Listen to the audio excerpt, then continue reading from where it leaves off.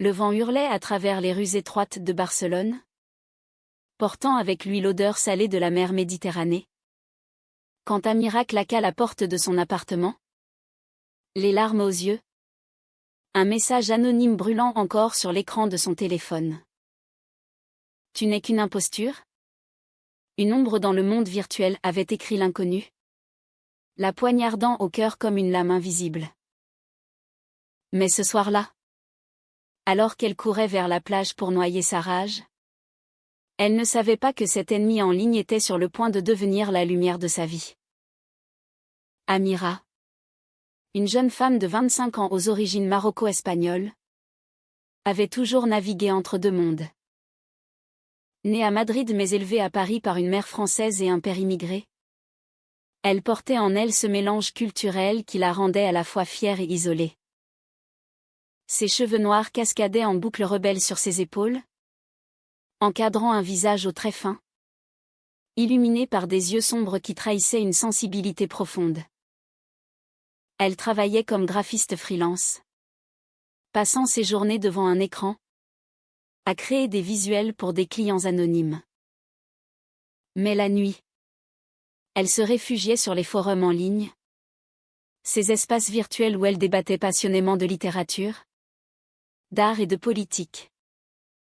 C'est là qu'elle avait croisé le chemin de Fauve87, une utilisatrice aux commentaires acérés, qui semblait la haïr avec une intensité inexplicable.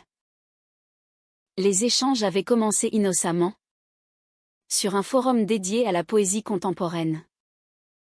Amira avait posté un essai sur Baudelaire, soulignant comment ces vers capturaient l'essence de la mélancolie urbaine. Fauve87 avait répondu avec une critique virulente, « Ton analyse est superficielle. Comme si tu n'avais jamais ressenti la vraie douleur des mots. » Amira, piquée au vif, avait répliqué. Et ainsi avait débuté une guerre des mots qui durait depuis des mois. Chaque notification était un coup de poignard, des arguments tranchants, des sarcasmes voilés, une animosité qui grandissait comme une tempête. Amira se sentait attaquée dans son essence même, comme si cet inconnu lisait en elle et en exploitait les faiblesses. « Pourquoi me hais-tu autant ?» avait-elle un jour écrit en privé. Sans réponse. Elle imaginait Fauve87 comme une rivale impitoyable. Peut-être une femme aigrie par la vie, cachée derrière son pseudonyme. Pourtant, au fond d'elle, Amira sentait une étrange fascination. Ces débats l'éveillaient, la forçaient à affûter ses idées, à plonger plus profondément dans ses émotions. Elle se surprenait à relire les messages, à analyser chaque mot, comme si une connexion invisible se tissait malgré la haine apparente. Barcelone, où elle s'était installée il y a 2 ans pour fuir le rythme effréné de Paris, offrait un cadre idyllique à cette tourmente intérieure. Les Ramblas animées, les marchés colorés de la Boqueria, les soirées flamenco dans les bars cachés, tout cela contrastait avec la solitude de ces nuits virtuelles. Amira errait souvent seule, un café à la main, observant les couples enlacés sous les arches gothiques, se demandant si l'amour pouvait exister au-delà des écrans. Un jour, un message changea tout. Fauve87 lui envoya un lien vers un événement littéraire à Barcelone, un festival de poésie franco-espagnole au Parc Güell. Si tu es si experte, viens débattre en face, écrivait-elle, avec un défi qui sonnait comme une invitation masquée. Amira hésita, le cœur battant. Était-ce un piège? Une opportunité? Poussée par une curiosité irrésistible, elle accepta. Le jour venu, elle se rendit au parc, vêtue d'une robe légère qui dansait au vent, ses nerfs à vif. Les mosaïques de Gaudí scintillaient sous le soleil catalan, et l'air vibrait de voix multilingues. Elle scruta la foule, cherchant une femme qui correspondrait à l'image qu'elle s'était forgée, froide, distante, peut-être avec un regard perçant. Soudain, une voix familière l'interpella. « Amira ? C'est toi ? N'est-ce pas ?» Elle se tourna. Et là se tenait une jeune femme d'environ 26 ans. Aux cheveux châtains mi-longs. Aux yeux verts pétillants. Un sourire timide aux lèvres.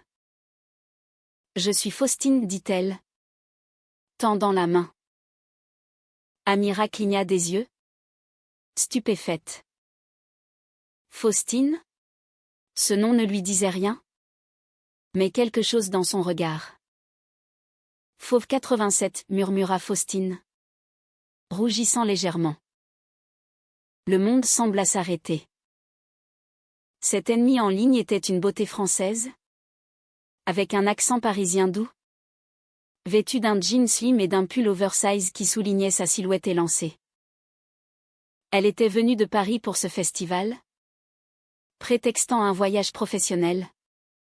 Mais en réalité, pour la rencontrer. Les premières minutes furent awkward, un mélange de gêne et de surprise. Elles s'assirent sur un banc surplombant la ville, entouré des colonnes torsadées du parc. « Je pensais que tu me détestais, avoua Amira. La voix tremblante. Faustine secoua la tête, ses yeux fuyant les siens. Ce n'était pas de la haine. C'était de la peur. Tes mots me touchaient trop profondément. Je me cachais derrière l'agressivité pour ne pas admettre que je tombais amoureuse de ton esprit. Amira sentit un frisson la parcourir. Amoureuse ? De ces mots virtuels ? Elles parlèrent des heures, déconstruisant leurs échanges en ligne, riant de leurs malentendus. Faustine, une éditrice littéraire à Paris, avait été captivée par la passion d'Amira dès le premier poste. Mais timide et blessée par une rupture passée, elle avait choisi la confrontation pour se protéger. Ce soir-là, elles marchèrent le long de la plage de la Barceloneta, les pieds dans le sable tiède. Le soleil se couchait, peignant le ciel en nuances d'orange et de pourpre. Faustine prit la main d'Amira. Un geste hésitant mais chargé d'émotion. « Je suis venue pour te voir. Pour te dire la vérité, murmura-t-elle. Amira, le cœur en ébullition, se tourna vers elle. Leurs lèvres se frôlèrent pour la première fois. Un baiser doux comme une promesse, sous les vagues murmurantes. C'était le début d'une romance inattendue, née des cendres d'une haine virtuelle. Les jours suivants furent un tourbillon. Faustine prolongea son séjour. Et elles explorèrent Barcelone ensemble. Elles flânèrent dans le quartier gothique, goûtant des tapas dans des bodegas cachés, dansant au rythme du flamenco dans des penas intimes. Amira montrait à Faustine ses endroits préférés, le marché de Santa Catrina avec ses fruits exotiques, les fontaines magiques de Montjuïc illuminaient la nuit. Leur connexion grandissait, physique et émotionnelle. Les nuits étaient faites de confessions chuchotées, de caresses tendres, d'un amour qui effaçait les barrières du passé. Pourtant, des ombres planaient. Amira apprit que Faustine avait une vie compliquée à Paris, une ex-compagne possessive qui refusait de la laisser partir, des obligations professionnelles qui la retenaient. « Je ne sais pas si je peux tout quitter, avoua Faustine un soir, les yeux embués. Amira sentit une pointe de doute, mais l'amour l'aveuglait. Elle vivait l'instant, ignorant les nuages à l'horizon. Au fil des semaines, leur relation s'approfondit, tissant un lien invisible entre les rues ensoleillées de Barcelone et les souvenirs parisiens de Faustine. Amira se surprenait à anticiper chaque message, chaque appel, même si Faustine était retournée en France. Les appels vidéo devinrent leur rituel quotidien. Amira, assise sur son balcon surplombant la Sagrada Familia, racontait ses journées créatives, tandis que Faustine, dans son appartement haussmannien, partageait ses lectures et ses doutes. Tu me manques comme l'air manque à la mer, disait Faustine, sa voix douce traversant l'écran, effaçant la distance. Mais la réalité rattrapait leur idylle virtuelle reconvertie en réel. Amira, avec sa nature passionnée, voulait plus, des projets communs, une vie partagée. Elle proposa à Faustine de venir s'installer à Barcelone, où l'air méditerranéen semblait propice à un nouveau départ. Faustine hésitait, évoquant son travail, ses amis, mais surtout son ex, Léa, qui ressurgissait comme un fantôme. Elle me harcèle encore, confia-t-elle un soir, les larmes aux yeux. Amira, jalouse malgré elle, sentait une fissure se former. Était-ce de la loyauté ou de la peur qui retenait Faustine? Un week-end, Faustine revint à Barcelone pour un congrès littéraire. Elles se retrouvèrent à l'aéroport, s'enlaçant comme si des mois les avaient séparées. Ce fut un week-end magique, promenade main dans la main le long du port, dîner romantique avec vue sur la mer, nuit passionnée dans l'appartement d'Amira. Pour la première fois, elles parlèrent d'avenir. Je t'aime, Amira. Plus que tout, murmura Faustine, traçant des cercles sur sa peau. Amira, le cœur gonflé, répondit, alors reste. Construisons quelque chose ici. Faustine promit d'y réfléchir. Mais son regard fuyant trahissait une tempête intérieure. Le conflit éclata peu après. Amira découvrit par hasard un message sur le téléphone de Faustine, laissé ouvert lors d'une sieste. C'était de Léa. Reviens-moi. Je sais que tu m'aimes encore. Cet espagnol n'est qu'une passade. Le cœur serré, Amira fouilla plus loin une trahison qu'elle regretterait. Elle trouva des échanges anciens où Faustine avouait à Léa qu'elle utilisait les forums pour se distraire, que sa confrontation avec Amira était un jeu pour oublier leur rupture. Pire. Un message récent, je ne sais pas si je peux la quitter. Elle me fait vibrer. Mais toi, c'est différent. Amira sentit le monde s'effondrer. Était-ce tout? Une distraction? Elle confronta Faustine ce soir-là, dans un bar animé du quartier Elborn. Tu m'as menti. Tu jouais avec moi en ligne pour oublier ton ex, cria-t-elle, les yeux emplis de larmes. Faustine pâlit, balbutiant des excuses. Ce n'était pas comme ça au début. Mais oui. J'ai commencé pour me changer les idées. Puis, je suis tombée amoureuse pour de vrai. Amira, blessée, se leva et partit, laissant Faustine seule avec son verre.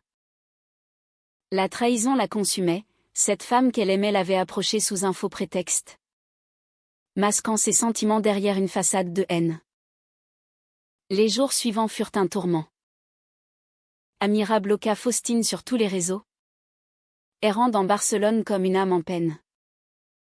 Elle repensait à leurs moments, les rires partagés, les baisers volés, les promesses chuchotées.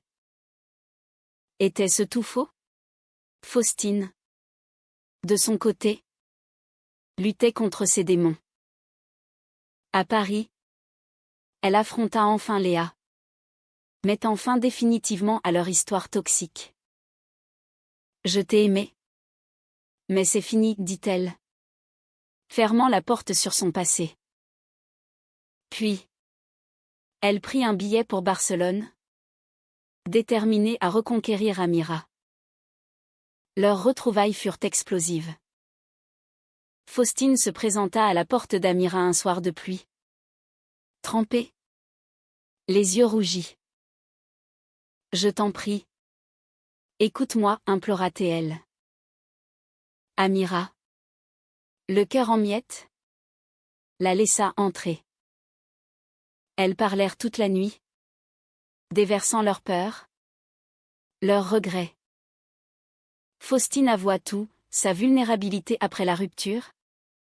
Comment les débats en ligne avec Amira l'avaient réveillée. Comment la haine n'était qu'un bouclier pour son amour naissant. Je t'ai trahi en ne disant pas la vérité plus tôt. Mais mes sentiments sont réels, jura-t-elle. Amira, touchée par sa sincérité, sentit la colère fondre. Elles s'enlacèrent, pleurant ensemble, forgeant un pardon fragile. Mais le chemin vers la guérison était semé d'embûches. Amira luttait contre la méfiance, questionnant chaque mot de Faustine. Elles décidèrent de prendre du temps, de reconstruire lentement. Faustine commença à visiter plus souvent, apportant des bribes de Paris, des livres rares, des pâtisseries, des histoires de la Seine. Amira, de son côté, partageait la chaleur de l'Espagne, des fêtes locales, des randonnées dans les montagnes de Montserrat, des discussions philosophiques sous les étoiles. Un soir, lors d'une fête de la Merced, le festival barcelonais, elles dansèrent au milieu de la foule, entourées de feux d'artifice et de musiques endiablées. Faustine serra Amira contre elle, « Je suis prête à tout quitter pour toi. » Amira, émue, l'embrassa passionnément. C'était un tournant. Un engagement muet vers un avenir commun. Pourtant, une nouvelle ombre surgit, la famille d'Amira. Sa mère, conservatrice malgré son éducation française, a pris pour leur relation et réagit avec hostilité. « Ce n'est pas naturel, dit-elle lors d'un appel tendu. » Amira, dévastée, se confia à Faustine, qui la soutint avec une force inattendue. « L'amour transcende les jugements, murmura-t-elle, rappelant les valeurs humanistes qu'elle partageait. Leur lien se renforça dans l'adversité, devenant une ancre dans la tempête. Elles explorèrent ensemble les thèmes de l'identité, de l'acceptation, dans des conversations profondes inspirées de la littérature française Proust, Beauvoir adapté à leur réalité espagnole. Le climax approchait, inexorable comme les vagues de la Méditerranée. Amira et Faustine, après des mois de va-et-vient entre Barcelone et Paris, décidèrent de franchir le pas. Faustine quitterait son emploi pour s'installer en Espagne. Elles louèrent un petit appartement dans le quartier de Gracia, avec une terrasse fleurie offrant une vue sur les toits terracotta. Les premiers jours furent idylliques, réveils enlacés, petit déjeuner avec churros et café, promenade main dans la main dans les rues pavées. Leur amour, forgé dans le feu de la trahison, semblait invincible. Mais la réalité frappa durement. Faustine, habituée au rythme parisien, peinait à s'adapter. Le chômage temporaire la rongeait, et les appels de Léa, bien que bloqués, hantaient ses rêves. Un soir, après une dispute anodine sur les finances, Faustine disparut. Amira la trouva des heures plus tard, assise sur un banc face à la mer, en larmes. « Je me sens perdue ici, avoua-t-elle. Et si j'avais fait une erreur ? » Amira, blessée, répliqua, « Tu m'as promis l'éternité. » La tension monta, révélant des failles profondes, la peur de l'engagement chez Faustine, la possessivité naissante chez Amira. Puis vint la trahison ultime. Amira découvrit que Faustine avait repris contact avec Léa. Non pour raviver une flamme, mais pour chercher conseil. « J'ai besoin de quelqu'un qui me connaît depuis longtemps », avait écrit Faustine dans un email intercepté. Pour Amira, c'était une dague au cœur, un écho de la douleur initiale. Tu me trahis encore, hurla-t-elle, jetant des affaires par la fenêtre dans un accès de rage. Faustine, effondrée, tenta de s'expliquer, c'était innocent. Juste pour ventiler mes doutes. Mais Amira, aveuglée par la jalousie, la chassa. Seule, Amira sombra dans une spirale de désespoir. Elle erra dans Barcelone, hantée par les souvenirs, le premier baiser sur la plage, les nuits passionnées, les promesses brisées. Elle se réfugia dans son art, créant des illustrations sombres, imprégnées de mélancolie baudelairienne. Faustine, retournée à Paris, luttait contre le regret. Elle réalisa que sa peur l'avait poussée à saboter ce qu'elle chérissait le plus. Inspirée par les écrits de Simone de Beauvoir sur la liberté et l'amour, elle décida de se battre. Le point culminant survint lors d'un voyage impromptu. Faustine revint à Barcelone sans prévenir, munie d'une lettre manuscrite. Elle trouva Amira sur la plage de la Barceloneta, au même endroit que leur premier baiser. Lisa, dit-elle, la voix tremblante. La lettre était un cri du cœur, des aveux profonds, des regrets sincères, une déclaration d'amour inconditionnel. Je t'ai aimé en secret en ligne, et maintenant, je t'aime ouvertement, malgré mes faiblesses. Pardonne-moi, et laisse-moi être ton vrai amour. Amira, les larmes coulant, leva les yeux. Le soleil couchant illuminait Faustine, révélant sa vulnérabilité. Elles s'assirent sur le sable, parlant jusqu'à l'aube. Amira confia ses peurs, l'abandon paternel dans son enfance, qui la rendait méfiante. Faustine parla de son éducation rigide, qui l'avait rendue craintive face à l'engagement. Dans cette catharsis, elles trouvèrent une compréhension mutuelle, un lien humaniste qui transcendait leurs erreurs. L'amour n'est pas parfait, murmura Amira. Mais il est réel quand on choisit de le réparer. Elles s'embrassèrent, scellant un nouveau départ. Les mois suivants furent une renaissance. Elles consultèrent une thérapeute, apprenant à communiquer, à guérir les blessures.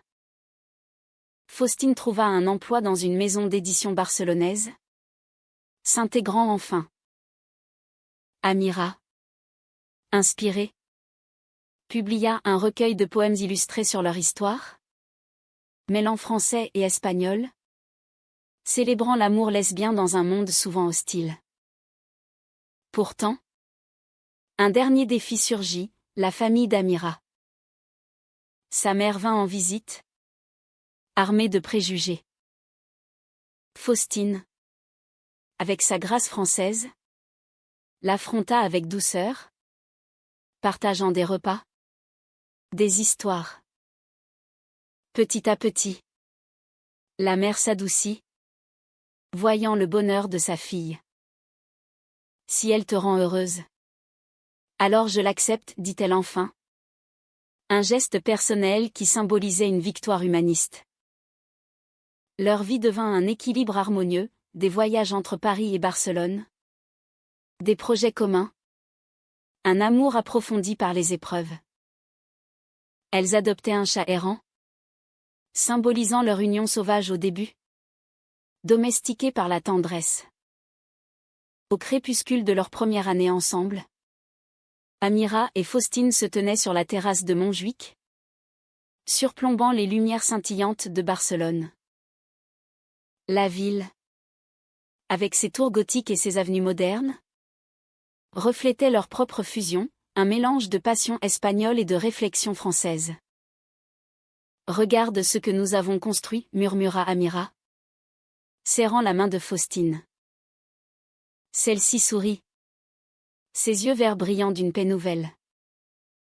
Leur histoire, née d'une haine virtuelle, s'était transformée en un amour profond. Résilie. Mais le destin testa leur lien une dernière fois. Faustine reçut une offre d'emploi irrésistible à Paris, diriger une collection littéraire sur les voix LGBTQ+. C'était un rêve. Mais cela signifiait une séparation potentielle. Je ne veux pas te perdre, dit-elle. Anxieuse. Amira, après une nuit de réflexion, répondit, allons-y ensemble. Barcelone sera toujours là. Mais notre amour peut voyager. Elles décidèrent de déménager à Paris, emportant avec elles l'essence de l'Espagne et des souvenirs ensoleillés. Des leçons apprises. Le déménagement fut un nouveau chapitre. À Paris, elles s'installèrent dans un appartement du Marais, quartier vibrant de la communauté queer. Amira adapta son travail freelance, intégrant des influences parisiennes à ses créations. Faustine s'épanouit professionnellement, publiant des œuvres qui célébraient des histoires comme la leur. Ensemble, elles organisaient des soirées littéraires, où elles partageaient leur parcours, de la confrontation en ligne à l'amour réel, soulignant les thèmes de pardon, de croissance et d'humanité. Un soir, lors d'une lecture publique, Amira prit le micro. Je pensais que tu me détestais en ligne, dit-elle à Faustine, devant un public captivé. Mais tu étais secrètement amoureuse. Et tu es devenu mon vrai amour. La foule applaudit, touchée par leur authenticité. C'était un moment personnel, un témoignage de résilience. Leur relation, marquée par des hauts et des bas, incarnait une profondeur émotionnelle. Elles naviguaient les conflits avec empathie, se rappelant toujours les leçons de leur passé.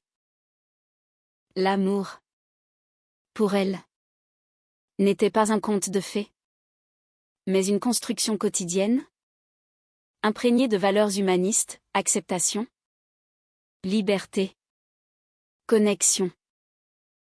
Catétuque fut doux amer, mais profondément humain. Des années plus tard, alors qu'elles adoptaient une enfant, un geste d'amour étendu, elles regardaient en arrière avec gratitude. La trahison avait été un catalyseur, transformant une haine apparente en un lien indéfectible. Dans un monde divisé, leur histoire rappelait que l'amour transcende les frontières, virtuelles ou réelles. Amira et Faustine vécurent ainsi, entrelacées dans une romance qui défiait les attentes. Un témoignage vivant que même des débuts tumultueux peuvent mener à une fin harmonieuse.